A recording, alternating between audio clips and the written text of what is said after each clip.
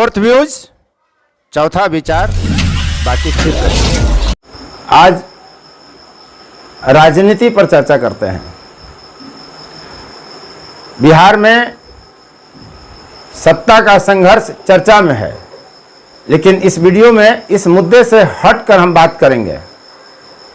केंद्र बिंदु राजनीति होगी।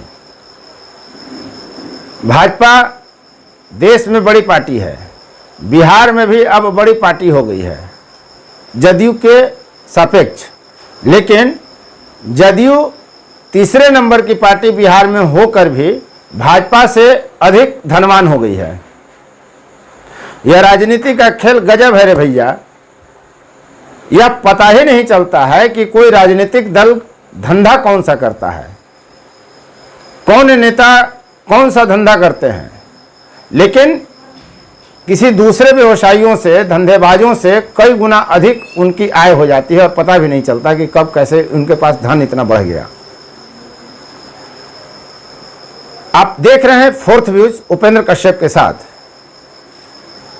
खबरों की खबर के इस एपिसोड में हम बीते बिहार विधानसभा चुनाव में राजनीतिक दलों द्वारा अर्जित आय और चुनाव में खर्च की गई राशि पर हम चर्चा करेंगे। जो रिपोर्ट और डाटा आपको इस रिपोर्ट में दी जा रही है वह एडीआर द्वारा तैयार की गई है। एडीआर चुनावों पर नजर रखती है और एक से एक डाटे निकाल कर लाती है।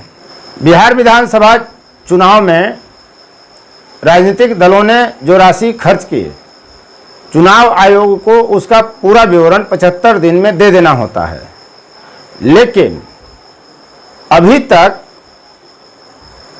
राष्ट्रीय जनता Dal RJD, Lok Janshakti Party LJP, Communist Party of India CPI जैसी 7 पार्टियों ने कोई भी ब्यौरा नहीं दिया है। चुनाव आयोग के साइट पर यह उपलब्ध नहीं है। कुछ राजनीतिक दलों ने अपना आय और खर्च बताया है। एडीआर द्वारा जारी की गई रिपोर्ट के अनुसार भाजपा के विधायकों की संख्या अधिक होने के बावजूद, जदयू तीसरी पार्टी होने के बावजूद भाजपा से उसका आय अधिक हो गया, उसने अधिक पैसा कमाया, वो अधिक धनवान पार्टी हो गई। बिहार में भाजपा ने चुनाव के वक्त 35.83 करोड़ रुपया कमाया और उसने चुनाव में 54.721 करोड़ रुपया खर्च किया। जनता दल यू नीतीश कुमार की पार्टी है, जो मुख्यमंत्री हैं, उनकी आय एडीआर रिपोर्ट के अनुसार 55.607 करोड़ रुपए है और इस पार्टी ने 9.851 करोड़ रुपए ही खर्च किया। यानी भाजपा ने जो कमाया उससे अधिक खर्च किया और जदयू ने जो कमाया उसका छठा हिस्सा लगभग खर्च किया। बहुजन समाज पार्टी बीएसपी ने 44.581 करोड़ रुपए की आय की और खर्च 10वां हिस्सा मात्र 4.794 करोड़ रुपए उसने खर्च किया है। इसी तरह कांग्रेस पार्टी ने 44.536 करोड़ रुपए की आय की और करीब करीब 1/4 हिस्सा मात्र 12.352 करोड़ रुपए ही खर्च किया। स्वाभाविक है, चुनाव में भी पार्टियों ने खूब पैसे कमाए। एडीआर द्वारा जारी इस आंकड़े का एक पक्ष और है। बिहार विधानसभा 2015 के चुनाव में बिहार की सभी राजनीतिक पार्टियों ने 150.99 करोड़ रुपए खर्च किया था, जबकि 2020 के चुनाव में सभी दलों ने मात्र 81.86 करोड़ रुपए ही खर्च किए। राजनीतिक दलों को चुनाव की अंतिम तिथि के 75 दिन के अंदर अपने खर्च का ब्यौरा चुनाव आयोग को देना होता है, इस मामले में सबसे बेहतर प्रदर्शन ओवैसी की पार्टी AIMIM का है, जिसने एक भी दिन की देरी नहीं की। बेहतर पार्टी प्रबंधन के लिए जानी जाने वाली भाजपा ने इसमें 48 दिन की देरी की, जदयू ने 21 दिन और कांग्रेस ने 43 दिन की देरी की। BSP ने 63 दिन की देरी की, लेकिन राजद, लोजपा और CPI जैसी 7 पार्टियों को चुनावी खर्च का ब्यौरा वेबसाइट पर उपलब्ध ही नहीं है। माना जा रहा है कि इन पार्टियों ने खर्च का ब्यौरा दिया ही नहीं।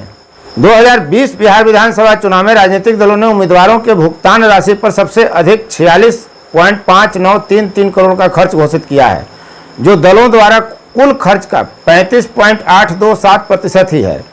इसके बाद यात्रा पर कुल 37.324 करोड़ और प्रचार पर दलों ने कुल मिलाकर 36.73 करोड़ रुपए खर्च किए हैं।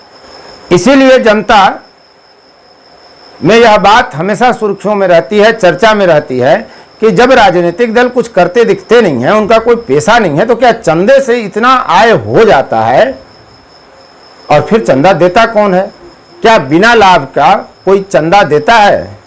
शायद इसीलिए राजनीतिक दलों ने बाध्यता का कानून नहीं बनाया है कि आपको चंदे का हर हिसाब देना है। यह चर्चा आम है, सच अपनी जगह है। और इसीलिए आज की कहावत है, क्यों चबा चबा कर बातें करते हो। इस राजनीतिक रिपोर्ट से शायद जुड़ी एक कहावत आज की है, क्यों चबा चबा कर बातें करते हो। इस कहावत का अर्थ है, अधूरी बात क्यों कहते हो, जो कुछ कहना है स्पष्ट कह दो। लेकिन राजनीति है, रिपोर्टिंग है, जितना नहीं कहा जाता है वो ज़्यादा महत्वपूर्ण होता है और पाठक, दर्शक इसे खूब समझते हैं, ऐसी उम्मीद है।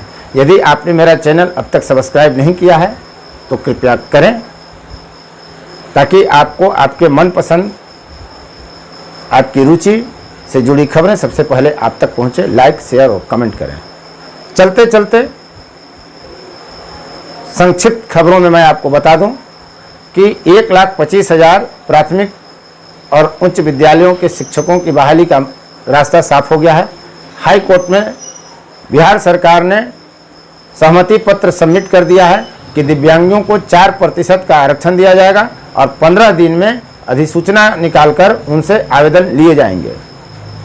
नेशनल फेडरेशन ऑफ ब्लाइंड ने हाई कोर्ट में अपनी बात रखी थी, जिस पर हाई कोर्ट ने बहाली पर रोक लगाती थी। अब सरकार उसके आगे झुकी और उसने फेडरेशन की पूरी बात मान ली है। रास्ता बहाली का साफ हो गया है और उम्मीद की जा रही है कि जल्द ही बहाली होगी। लॉकडाउन ने सबसे ज़्यादा व्यवसायियों को तबाह और परेशान करके रखा है। पटना में इसकी प्रतिक्रिया दिखी। एक मजिस्ट्रेट इकट्ठा भीड़ को खाली कराने गए, दुकानदारों से उनकी धक्का मुक्की हो गई। लेकिन दुकानदारों को ऐसा कतई नहीं करना चाहिए। हमारी जान बचाने के लिए ही प्रशासन कोई कदम उठा रही है सरकार के दिशा निर्देश के आधार पर, इसलिए दुकानदारों को भी संयम बरतना चाहिए। धन्यवाद। आप देख रहे थे फोर्थ व्यूज। चौथा विचार बाकी ठीक है।